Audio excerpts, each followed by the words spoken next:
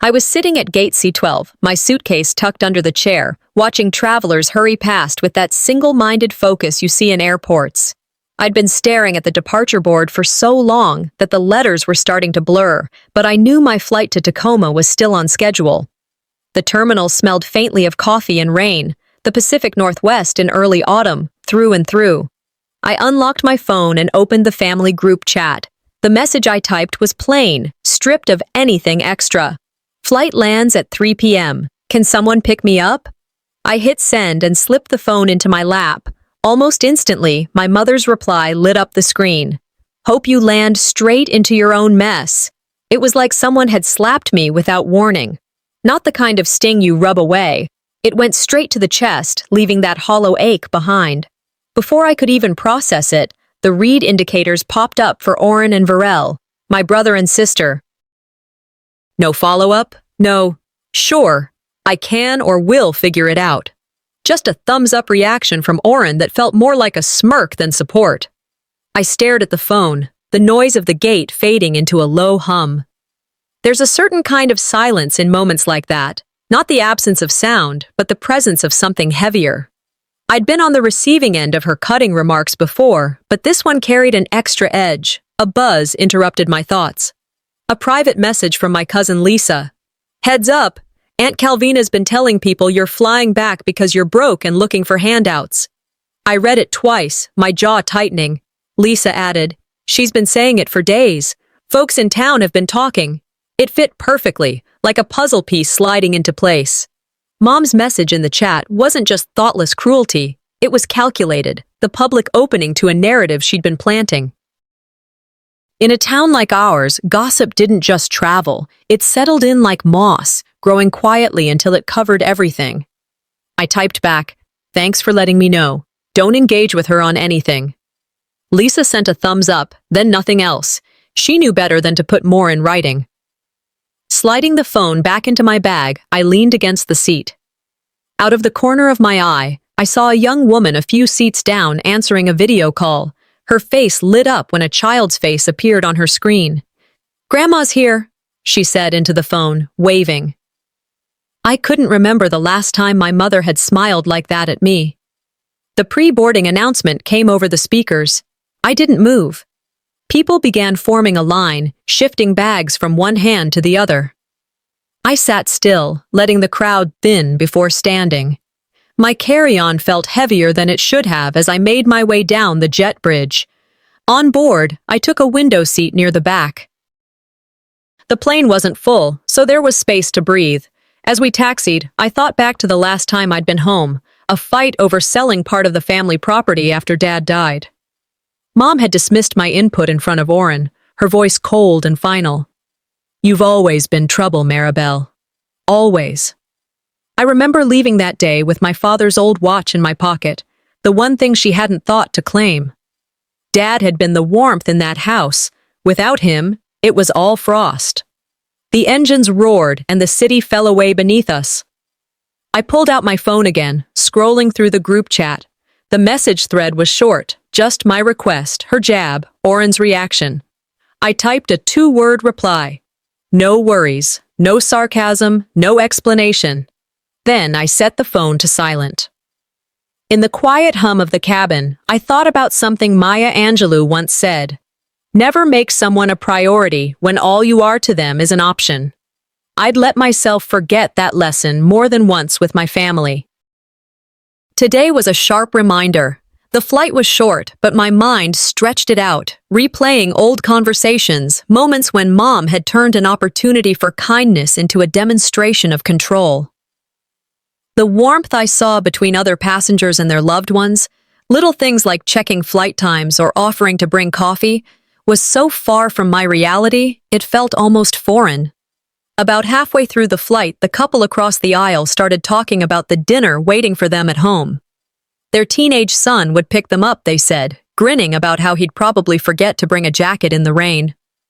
I smiled faintly, not at their words, but at the ease they carried. The plane began its descent, and I reached down to make sure my bag was zipped. My phone buzzed in my coat pocket. I pulled it out and saw a message from Varel. See you at the airport. The wink emoji hit harder than the words. It wasn't warmth, it was a signal. She'd never been one to meet me at arrivals unless there was an audience or an angle. I looked out the window as we passed through the low, gray clouds. The runway came into view, slick with rain. I tucked my phone back into my pocket, my thumb brushing the side button until the screen lit up. One tap, and the voice memo recorder was ready. If there was a performance waiting for me at the terminal, I wasn't going to be caught without a record.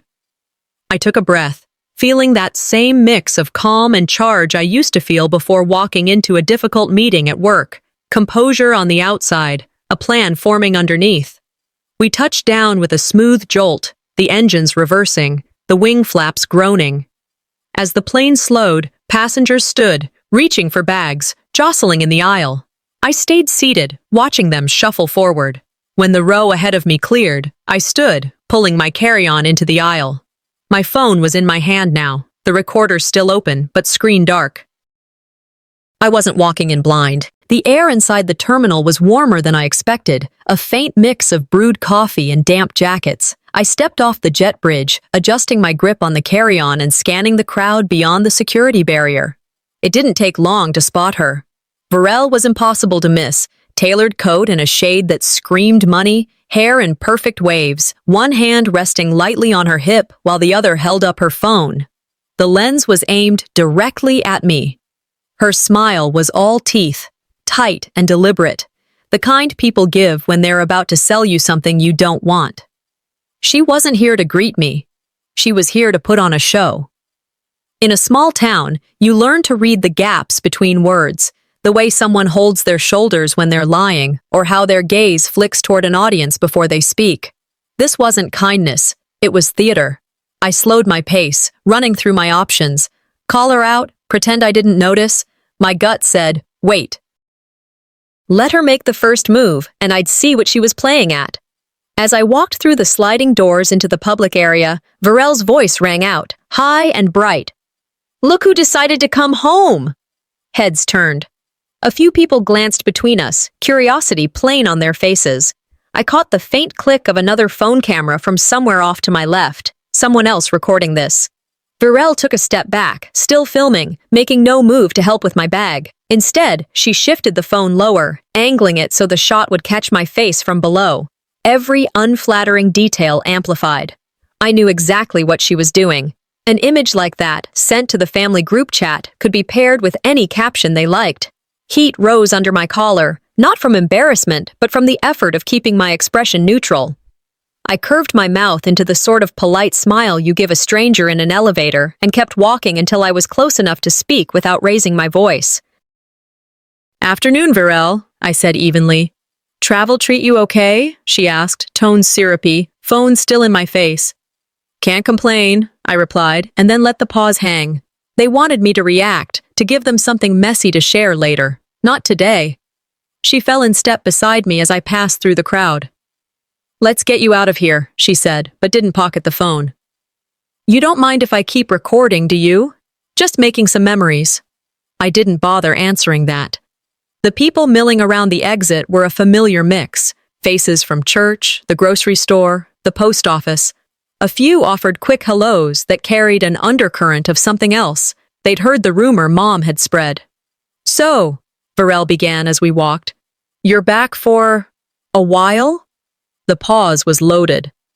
For a bit, I said, letting the words land without giving her more.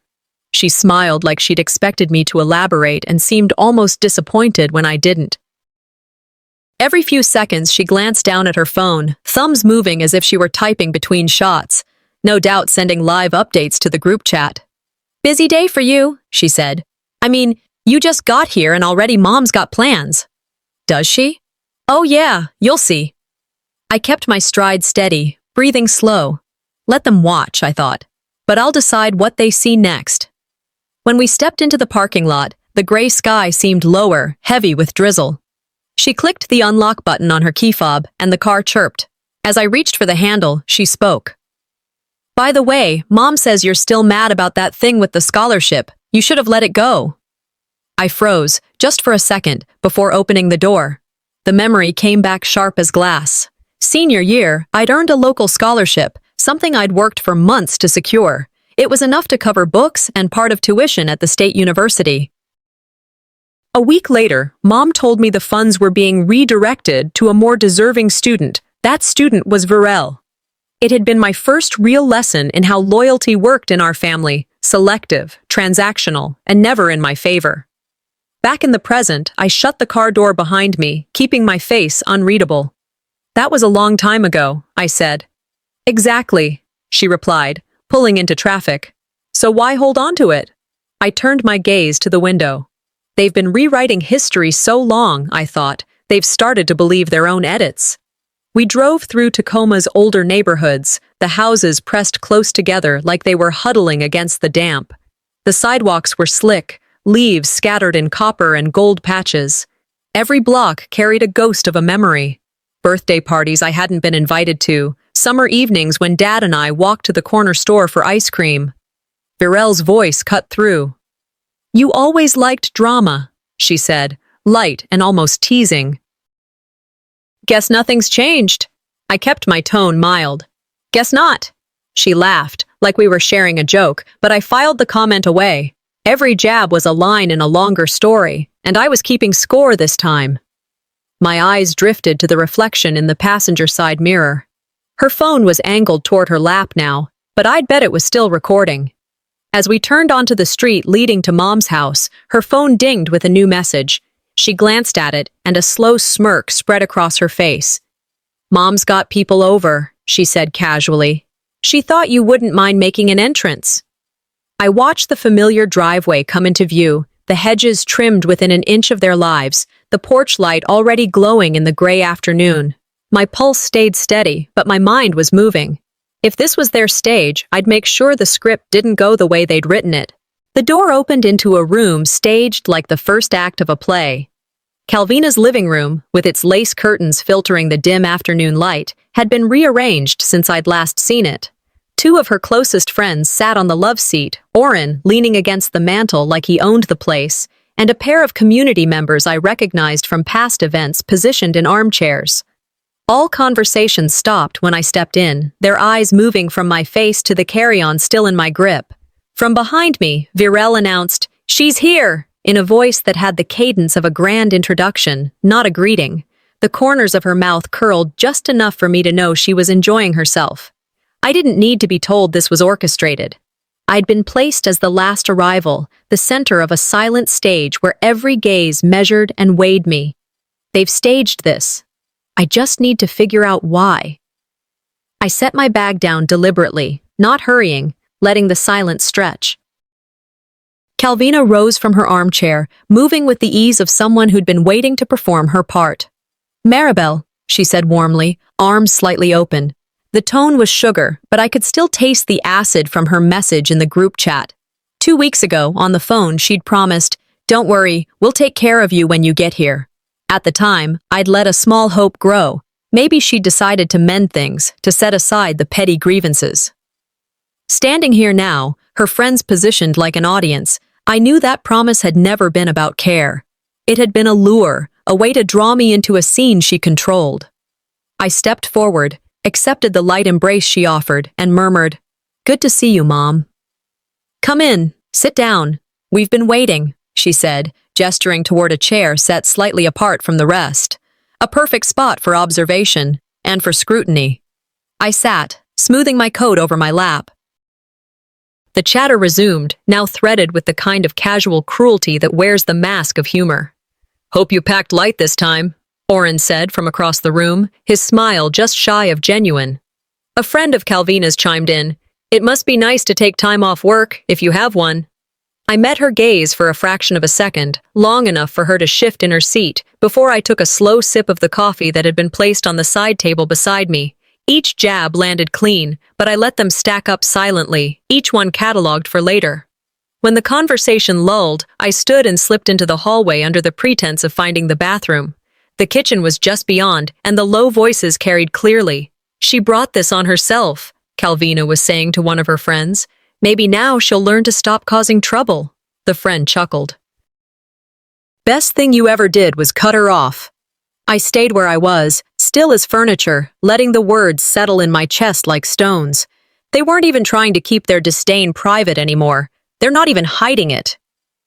When I re-entered the living room, I carried a different kind of calm. My face was still composed, but my eyes found Calvina's and held them for a beat longer than polite before I sat. The topic had shifted to local gossip, who was selling their house, whose kid had made the college team. I kept my contributions minimal, but when I spoke, I chose words that undercut the narratives they were spinning without making the strikes obvious. At one point, Calvina tried to paint herself as the constant benefactor in the family. I let a faint smile cross my lips and said, "The ability to think for oneself still matters," quoting Joan Didion. The flicker of discomfort on her face was subtle but satisfying. Eventually, the gathering began to thin. Calvina stood, smoothing her skirt, and said, "Family dinner tonight. More people will be joining us." Oren's smirk caught my eye, as if he'd just told me the punchline of a joke I didn't yet know. I rose, offering a warm, clear, "Thank you all for the warm welcome." The irony sat heavy in the air, unacknowledged but undeniable. If they're turning this into a game, they'd better be ready for me to play. By the time I reached the dining room, the hum of voices had already settled into neat, polite conversation. The smell of roasted meat and something sweet from the kitchen drifted in, warm and inviting on the surface. But it only took one glance around the long, polished table to catch the real arrangement. At the head sat Calvina, flanked by Oren and two of her closest allies in the family, people who knew exactly how to play to her narrative. The cluster near her glowed with attention. My seat, all the way down at the far end, tucked between a half-empty space and a chair clearly meant for a late-arriving neighbor. The place card in front of me didn't even carry my name, just guest. No title, no relation, a stranger at my own mother's table. I let my hand rest lightly on the back of the chair, taking in the symmetry. It wasn't a mistake. She wanted me positioned as an observer, a silent prop in whatever story she was telling tonight. I sat down without comment, smoothing my napkin over my lap, telling myself I'd learn more by watching than by challenging her seating chart. Guests arrived in twos and threes, shaking hands, leaning in for those half hugs you give people you see at church or the grocery store. A few offered me polite but uncertain nods, glancing at my place before moving on. Calvina's laughter rang across the table, directed at something Oren said. She didn't look my way, except for the briefest nod, the kind you give an acquaintance rather than a daughter. A man I recognized from the hardware store took the chair beside me. He leaned over and whispered, "Didn't expect to see you all the way down here." His tone wasn't unkind, but the implication was clear. Everyone saw the hierarchy. From my vantage point, the head of the table was a separate world. Conversation there was full of inside jokes, shared memories, and the kind of quick exchanges that leave outsiders scrambling to keep up. I didn't bother trying. I just let the moment soak in. Every subtle exclusion added to the quiet ledger I was keeping in my head. When the meal began, the waitstaff served the head first, moving down the line in careful order. My plate arrived last, lukewarm by then. I kept my posture composed, my fork poised, meeting the eyes of anyone who tried to skim over me in conversation. Halfway through, Oren raised his voice just enough for his words to carry, "Finally came home for a free meal, huh?" Laughter bubbled from his end of the table. I smiled, calm and steady, and said, "Some of us learned long ago to make a little go a long way." A few chuckles faltered. Someone near Calvina shifted in their seat. It was a small hit, but I counted it as a point in my column. After the main course, Calvina rose, glass in hand. "I want to thank everyone for being here tonight and for supporting the family through recent changes," she began. She started naming names, people who had been such a help, who had stood by the family. Each name was met with nods or polite applause. My name never came. It wasn't an oversight. The omission was clean, deliberate, the way you skip a line in a song you've rehearsed. A few guests glanced down the table toward me, reading the snub for what it was. I took a slow sip of water, letting the coolness anchor me. They wanted me to push back, to demand my place in the roll call. That would give them something to point to later, proof that I was difficult. Instead, I set my glass down quietly and turned to the woman beside me, asking her about her garden. Her smile told me she was relieved to talk about anything other than family politics. The evening carried on, conversations rising and falling like background music. I kept my tone light with the people near me, careful not to give away the weight of what I was cataloging. Across the room, I spotted Varel, head bent toward her phone, thumbs moving quickly. I didn't have to guess where the updates were going. Faces told their own stories, some leaning in to hear Oren's side of the table, others glancing my way with sympathy or unease. I noted them all. This dinner wasn't about food or fellowship, it was reconnaissance, and I was leaving with more than I came in with. A line I'd once read from Eleanor Roosevelt floated into my mind. No one can make you feel inferior without your consent. It sat in my chest like a quiet weight, steadying me. When dessert arrived, a family friend leaned toward me, voice low. I heard something about your inheritance. Maybe you should look into it. The words struck like a match against dry tinder. I didn't blink, just met their eyes and said, I appreciate you telling me. Inside, gears were already turning. If they thought I'd just eat and smile, they'd just handed me something far more valuable than dessert. I left the dining room quietly, the low hum of conversation fading behind me. My steps down the hallway were slow, steady, like I was afraid of making too much noise, though no one was following. The guest room door clicked shut behind me, and I leaned against it for a moment, eyes closed. The words from the family friend replayed in my mind. I heard something about your inheritance. Maybe you should look into it.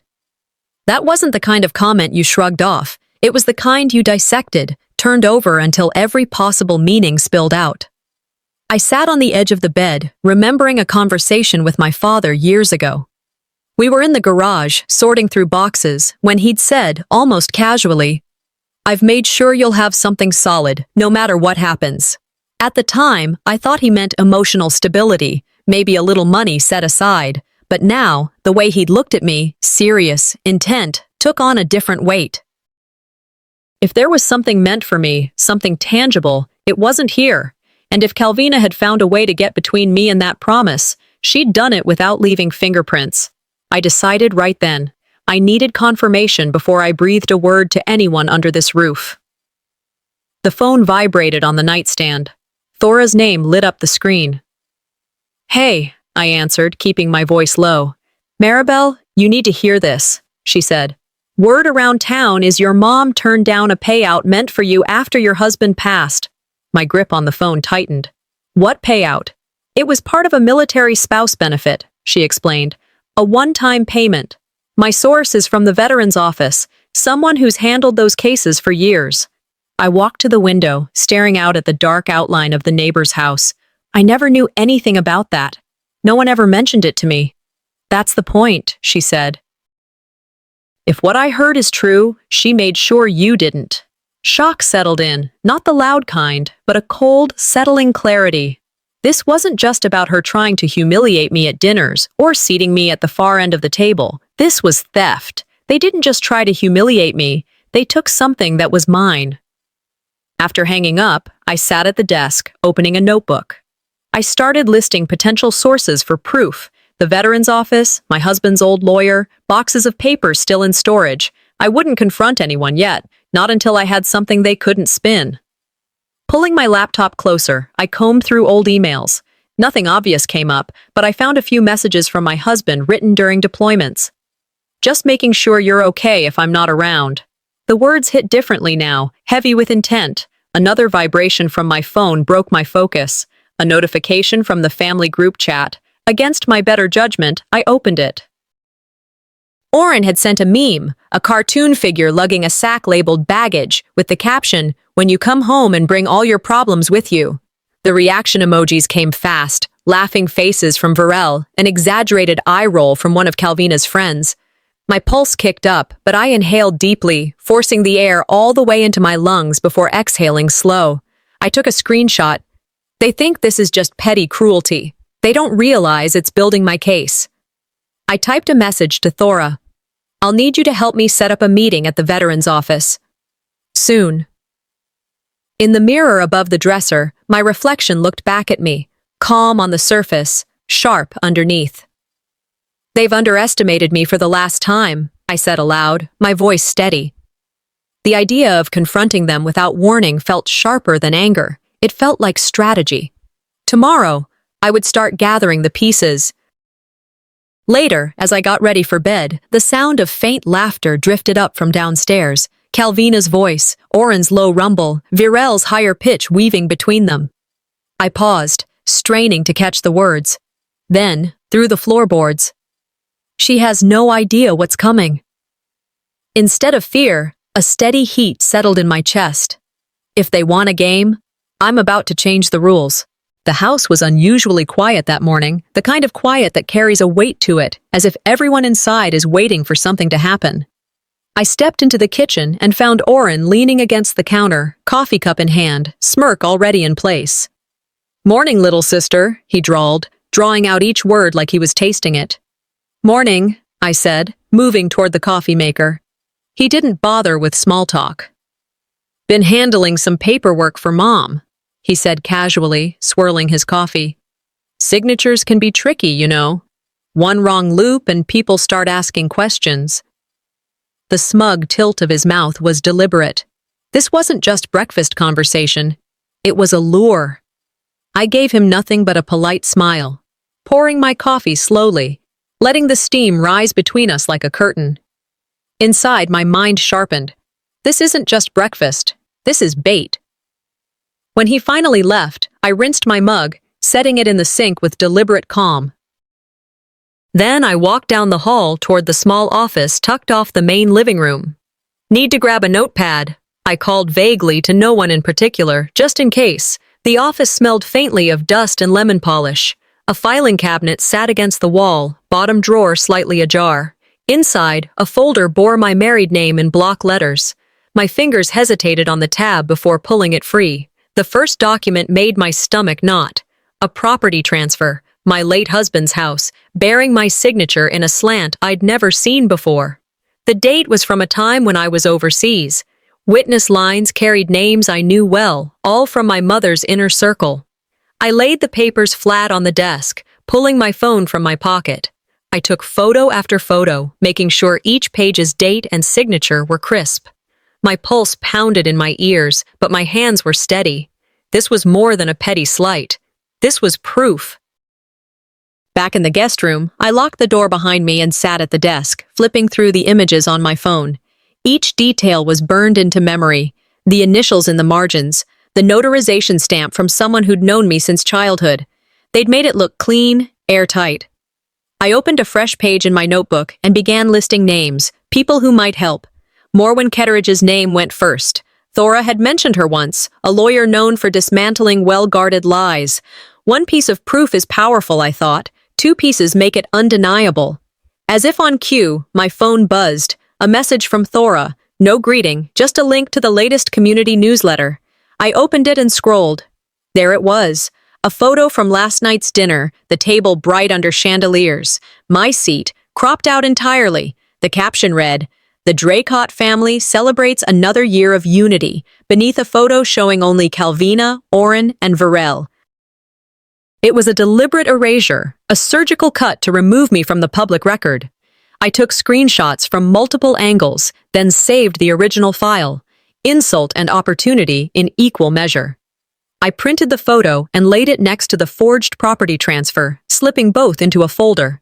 On the inside cover, I wrote in sharp pen, "Public narrative plus legal theft equals complete takedown." The calm that settled over me was almost foreign. They were handing me the very tools I needed. I texted Thora, "I'll be ready by the end of the week." Sun Tzu's words surfaced in my mind. The opportunity to secure ourselves against defeat lies in our own hands. I felt their weight. Later that afternoon, I opened my door to grab a book from the hall and froze. Virel's voice drifted from just around the corner, low and conspiratorial. "She won't know what hit her after tonight." I closed the door silently, leaning against it, a slow smile forming. They think tonight will break me. I think it will make me. The parking lot was still slick from the drizzle as I walked toward the community hall. From outside, the warm glow spilling through the tall windows looked inviting, but the knot in my stomach told a different story. Inside, the low hum of voices rolled through the space like waves, measured, polite, but laced with the kind of curiosity I'd come to expect. Calvina was near the entrance, in a deep red suit that announced her before her voice did. She laughed at something an older man said, laying a manicured hand on his sleeve. Oren lingered by the bar, drink in hand, eyes sweeping the room until they landed on me. His smirk was slow, deliberate. He stayed where he was, leaning against the counter like a sentinel. As I moved through the doorway, I felt it, the subtle shift in the air. Conversations softened, glances slid toward me, some accompanied by faint smiles that didn't quite reach the eyes. I knew that look, polite pity wrapped in a ribbon of gossip. I told myself to move deliberately, every step measured. No sudden reactions, nothing they could twist into a headline for their group chat. Tonight wasn't for emotions. It was for observation. I had barely made it halfway across the room when Delphina Merrick appeared, her hand warm on my arm. She leaned in, lowering her voice just enough to make sure it still carried to the ears that wanted to hear. "I hear your mom's thinking of selling your place to help Oren out," she said. My spine went rigid, but I didn't blink. "That's interesting," I replied evenly. "Where'd you hear that?" She tilted her head toward the bar.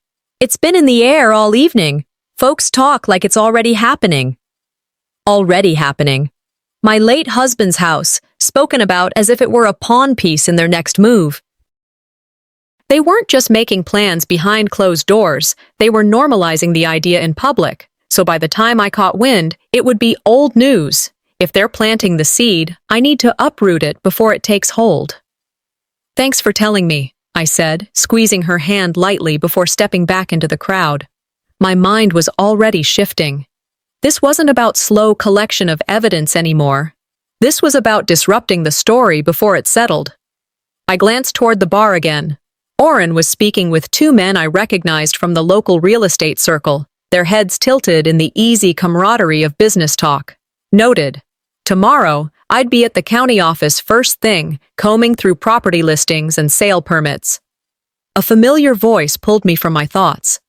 I turned to greet an old acquaintance, exchanging the kind of small talk that looks casual from the outside. My phone buzzed in my pocket. The notification was from an unknown number.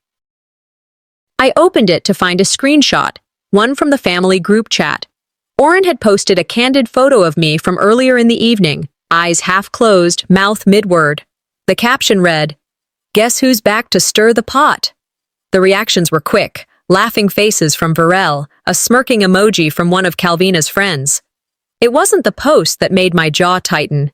It was the fact that the screenshot came from someone inside their circle, an anonymous leak, a silent ally.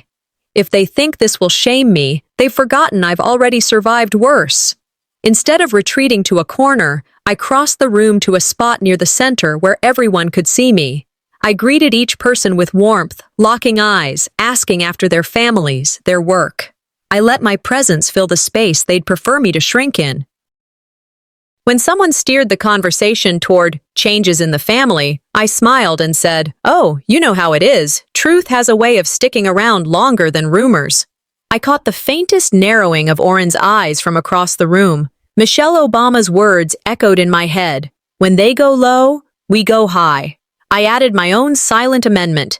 "And sometimes we go strategic." As the evening wore on, the edges of conversation sharpened. I could feel the undercurrent. People gauging me, carrying little pieces of the night back to Calvina and Oren. I didn't mind. Let them take notes. I was writing my own version. Near closing time, Calvina's voice cut through the clinking of glasses. "Before we wrap up, I want to invite you all back here tomorrow for a special toast," she announced. "It'll be a family moment worth remembering." Oren caught my eye and mouthed, "You'll love this one." I smiled back, slow and deliberate. Tomorrow, they won't be the only ones with a surprise. I arrived early, not by accident, not out of eagerness, but to control the terrain. The room was already being dressed for the show. Linen-draped tables, polished glassware, small floral arrangements with Calvina's trademark precision. From my seat near the side wall, I had a clear line of sight to every door and could watch people filter in. Calvina and Oren worked the room like seasoned politicians. She clasped hands, touched arms, her laugh ringing out in just the right register. Oren shook hands with quick, firm grips, his eyes scanning for the next target. Near the entrance, Varel was in her element, positioning people in front of the photo backdrop, adjusting a lapel here, tilting a chin there. Every picture captured her smile, bright, inviting, and completely calculated. I noticed the glances when I stepped further inside. Some polite nods, some flickers of curiosity. A few whispers disguised behind sips of wine. They were expecting me to play my role in their script. And they have no idea I brought my own. When the event formally began, Zenith Carowin, the MC, took the microphone. Before we begin tonight's program, we'd like to recognize a few honored family members for their contributions to our community. I listened. Calvina. Oren. Virel. Introduced as the primary representative for the family's recent charitable donation. A slideshow lit up the screen behind him, photo after photo of them handing over a ceremonial check, shaking hands with local leaders, smiling for the camera. My name never appeared. The funds they were celebrating? I'd supplied them years ago, arranging the logistics myself, ensuring it reached the right people. The omission was a clean slice, deliberate and precise. Around the room, a few people glanced in my direction, their expressions betraying they'd noticed. I kept my face smooth, my hands still in my lap. Inside, I marked it down, another page for the file. During the mingling break, I found a small cluster of influential guests near the refreshment table. I joined their circle, adding an easy smile. "It's been years since that donation came through," one of them said to me. "Yes," I replied. "I remember coordinating the shipping myself. Quite a job getting it all here on time." I left it at that, the fact hanging in the air, ready for them to connect the dots. My posture was open, shoulders relaxed, but every eye I met, I held for just a second longer than necessary. I could feel curiosity starting to ripple outward. Truth is contagious when you give it room to breathe. As guests began drifting back to their seats, Calvina intercepted me. Her hand brushed my arm in a show of maternal affection, but her voice was low and edged with steel. "If you open your mouth tonight," she said, still smiling for the room, "you'll lose more than you already have." I met her gaze without flinching. "You might want to watch the replay of that," I murmured back. Her smile didn't falter, but her fingers tightened briefly before she let go. I walked to my seat, my pulse steady, knowing the air between us had shifted. There was no walking this back now. Calvina took the microphone again. "Friends, thank you for joining us tonight. It's moments like these that remind us of the strength of family unity." Applause followed, polite but warm. As it began to fade, I rose from my seat. "If I may, just a moment as part of the family."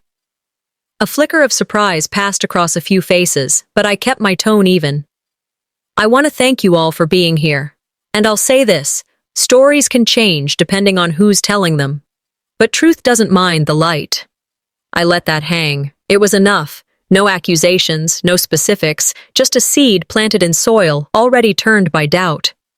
I handed the microphone back to Zenith. The applause this time was slower, more thoughtful, and when I glanced toward Calvina, her eyes were fixed on me, unreadable. As I walked back to my seat, my phone buzzed. An unknown number. The message was simple. "You're right. I have proof." I looked up and scanned the room. Near the side door, Ravina Holt caught my eye. She gave a small, deliberate nod before slipping out. If she has what I think she does, the game just changed entirely. The rain had started early, a steady rhythm against the cafe's wide front windows. I arrived before the morning crowd, choosing a corner booth that gave me a clean view of both entrances. The place smelled of strong coffee and something baked with cinnamon. I slid into the seat, pulled my notebook from my bag, and laid it open. The list stared back at me. Forged signature, edited image, inheritance-led, pieces of a puzzle, each one damning but scattered. Today was about finding the one that made them fit. The door opened, letting in a gust of cold air. Ravina Holt stepped inside, her eyes scanning the room like someone who'd learned to spot trouble early. She carried a manila envelope tucked under her arm, tight against her body. When she reached my table, we didn't bother with pleasantries, just a quick handshake before she sat. The envelope landed between us with a soft slap. "If what you've got is real," I said quietly, "this could change everything." Her expression didn't shift. "It's real." She slid the papers toward me, and I opened the flap. Photocopies, but clear. A contract authorizing the sale of my late husband's house. My name at the bottom, my signature, dated for a week when I'd been out of the country. The witnesses, 2 men I knew as regulars at Oren's shop. I kept flipping until a draft email stopped me cold. Calvina to a local realtor. "Let's move quickly, close before she finds out." The paper felt heavier than it should. My suspicion was gone, replaced by a cold clarity. This wasn't an accident. "They didn't just cross a line," I murmured. "They built a bridge over it and marched across." I looked up at Ravina. "Why give this to me?" Her gaze stayed steady. "I worked for your mother for 4 years.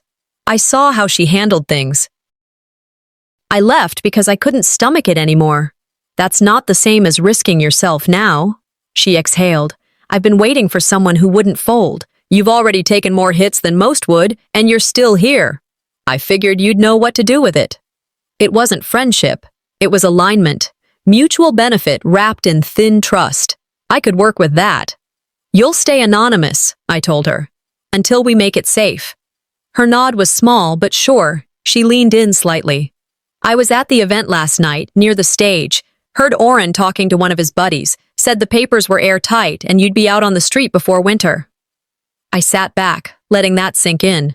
Witness, documents, motive, all in one package. "You'd swear to that?" I asked. "Under oath." The answer was immediate, without a flicker of hesitation.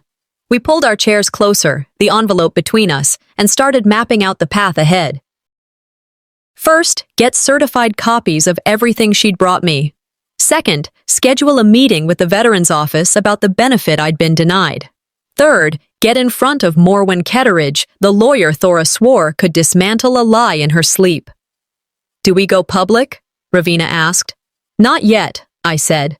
"We build the case, but we let a few pieces leak, enough to make them sweat." The more they guessed at what I knew, the more likely they'd trip over themselves trying to contain it. When we stood to leave, I felt the weight of the envelope in my bag. Not heavy like a burden, but solid like a weapon. Outside, the rain had slowed to a mist. I pulled my coat tight as my phone buzzed. A text from an unsaved number. "We need to talk. Before tonight." The name on the sender ID was Oren. If he's reaching out, I thought, it means he's already feeling the ground shift, and I'm going to make sure it gives way. The bar was quiet when I arrived, low amber lighting pooling over polished tables, the faint hiss of espresso from the corner, and a soft stream of jazz playing just under the hum of conversation. I chose my spot carefully, a table in the back that forced anyone sitting opposite me to face the front door. From there, I'd see him walk in, and he'd have no choice but to feel exposed. 5 minutes later, Oren appeared. His usual swagger was dulled, his eyes scanned the room before he spotted me. He adjusted his jacket, smoothed his hair like it mattered, and walked over with that practiced grin that never reached his eyes. "We should clear the air," he said, sliding into the chair. I took a measured sip of my coffee. "If you think so." He leaned back, studying me, maybe waiting for me to fill the silence. I didn't. Every word he chose now would tell me exactly what he feared most. He started talking about too much noise lately and people getting the wrong idea. I tilted my head, letting my brows knit just enough to feign mild confusion. That was all the encouragement he needed. "You know how these things spiral," he continued, fingers drumming against the table. "It's not good for anyone when rumors start about deals." "What deals?" I asked, voice light, almost curious. He hesitated, just a beat too long, before saying, "The house deal. It's still in motion, and people don't understand the details." I nodded slowly, tucking that slip away. He didn't know I had the forged signature in my possession. He thought I was still guessing. While he kept talking, I let my body language stay loose, my gaze steady, sipping my drink like I had all the time in the world. When he finally paused, I reached into my bag and placed a sealed manila envelope on the table between us. I didn't open it. I let it sit there, my hand resting lightly on top. "This," I said evenly, "has everything I need to make sure the truth comes out." His eyes locked on the envelope. He shifted in his seat, leaning forward as if proximity might give him a peek inside. I didn't move my hand. The power was in what he imagined was there. "I think you should tell me exactly what you and Mom are planning," I said, leaning in slightly. "If I know, maybe I can keep this from becoming public." He gave a small laugh, but it sounded more like an exhale of nerves. "We're not. Look, it's not like that." "It's exactly like that," I replied, calm as stone. The seconds stretched before he finally said, "We were trying to close the sale before you came back. Easier that way. Less complication." I let a small, knowing smile curve my lips. Nothing more. The less I reacted, the clearer it became that he'd already lost control of the narrative. Without breaking eye contact, I slid the envelope open just enough for him to glimpse the contents. Photos of the forged signature, the edited dinner image, and the legal documents Ravina had given me.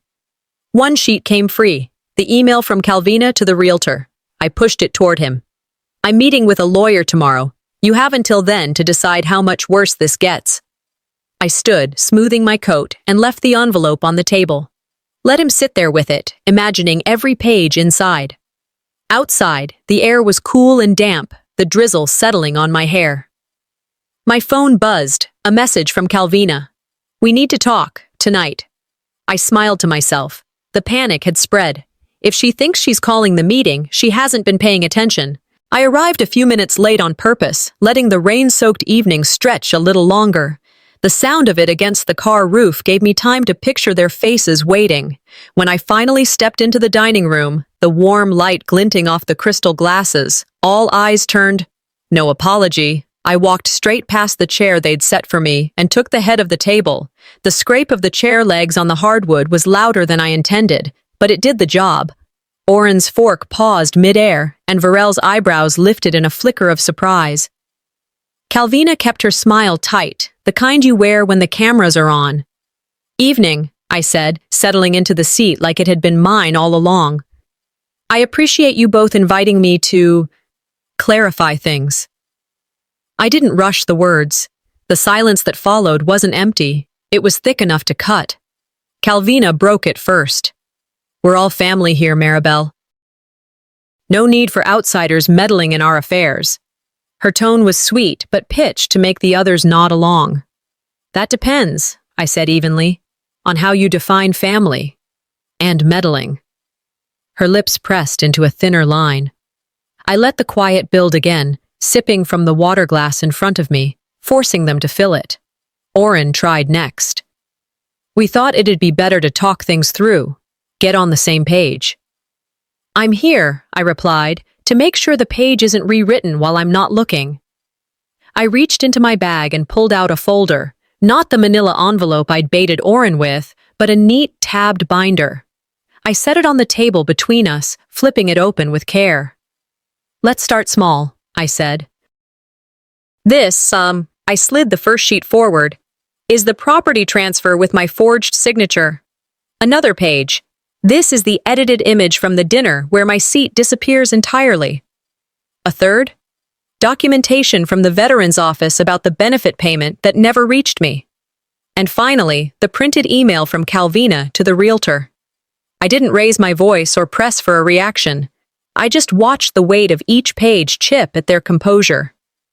Oren shifted in his chair. Calvina's fingers tapped once against her wine glass before stilling. "Why was my name removed from the property records?" I asked, letting the question hang. Calvina glanced at Oren, then back at me. "That's complicated." "And who decided my image wasn't fit for the donation slideshow?" Oren cleared his throat, then looked down at his plate. "It wasn't personal." I leaned back, unblinking. Guilt's louder when you don't interrupt it. No one spoke. "I'll make this simple," I said at last. "My lawyer will be in contact within 24 hours. If you want to resolve this quietly, you return what's mine. I'm not interested in revenge. I'm interested in restoration and truth. I let my gaze rest on each of them in turn. Maya Angelou said, "When someone shows you who they are, believe them the first time." I believe you. And I also believe I don't need to keep playing this game. I gathered the folder, closing it with a quiet click. The decision's yours, but time isn't. As I stood, Calvina's voice followed me, cooler now. "You think you've won something here?" I looked back over my shoulder. "I've already won. The rest is just paperwork." The rain hit my face as I stepped outside, but the air felt lighter. Tomorrow, the world will see what's been hiding behind these walls. The community hall was already buzzing when I stepped inside with Morwen Ketteridge at my side. She blended into the crowd with an ease I envied, greeting people without drawing attention to herself. I carried a slim, polished folder identical to the one I'd used on Oren, though this one held the complete package, every document, every photo, every piece of proof. From across the room, I saw Calvina in her element, moving from table to table with a practiced warmth that could convince a stranger she'd never spoken a cruel word in her life. Oren lingered closer to the refreshments, his eyes scanning the crowd with a stiffness he tried to disguise as casual interest. They didn't know this wasn't their meeting. It was my stage. I chose a seat near the front, angled so I could see the whole room and, more importantly, be seen when it counted. I wanted no obstacle between me and the moment I took the floor. The MC eventually called Calvina up to speak on family values and community service. She was flawless, her voice smooth, her pauses just long enough for polite laughter. She thanked her children for their support, making a pointed reference to overcoming disagreements, her eyes sliding over me for the briefest moment. I clapped politely, then raised my hand. "If I may add something, as a family member and donor?" The MC hesitated, glanced toward Calvina, then nodded. A ripple of murmurs moved through the room as I walked up. Once I start, I thought, there's no going back. I began with thanks, to the community, to the people who'd supported causes that mattered. My voice was steady, warm enough to feel genuine, but carrying the weight of what was coming. Then, one by one, I laid it out, the forged property transfer, with dates proving I was out of the country, the edited event photo that erased me entirely, the veterans benefit letter that had never reached me, the email from Calvina to the realtor instructing them to close the sale before she finds out. With a small gesture to the AV tech, each item appeared on the projector screen behind me. There was no mistaking the clarity. Every signature, every date, every incriminating word. Gasps broke through the quiet. Eyes turned, some toward me, others toward Calvina and Oren. "Family," I said into the microphone, "is built on trust, not control. And today, the truth belongs to everyone here." I announced I'd filed legal action to reclaim what was mine, and that my lawyer was already in contact with the proper agencies. Then I looked out at the audience, letting my gaze sweep the room. This isn't just my story. It's about anyone who's been told to stay silent to keep the peace. Scattered applause rose, growing until it filled the hall. Calvina's expression was a mask too tight to hold forever. Oren's hands clenched under the table. I handed the mic back to the MC, thanked the guests once more, and walked out without a backward glance. Outside, reporters were waiting. I gave them a brief statement about truth, justice, and moving forward, then stepped into the car with Morwen. The folder rested on my lap, but I already knew I wouldn't need to open it again. As we drove away, I pulled out my phone, opened the family group chat, and tapped "Leave conversation." No hesitation. They can keep their table. I've built my own. Weeks later, the ripple effects had settled into permanent change. The property sale was halted. Calvina stepped down from one of her prized community boards. Oren lost a business partner whose handshake had once seemed ironclad. Thora and I launched a support network for military spouses, pairing them with resources, legal help, and community volunteers. Letters began arriving, strangers thanking me for speaking up, for proving that silence doesn't have to win. They had tried to write me out of my own life. I'd taken the pen back. Some endings aren't quiet. They're the kind you hear echo long after you've left the room.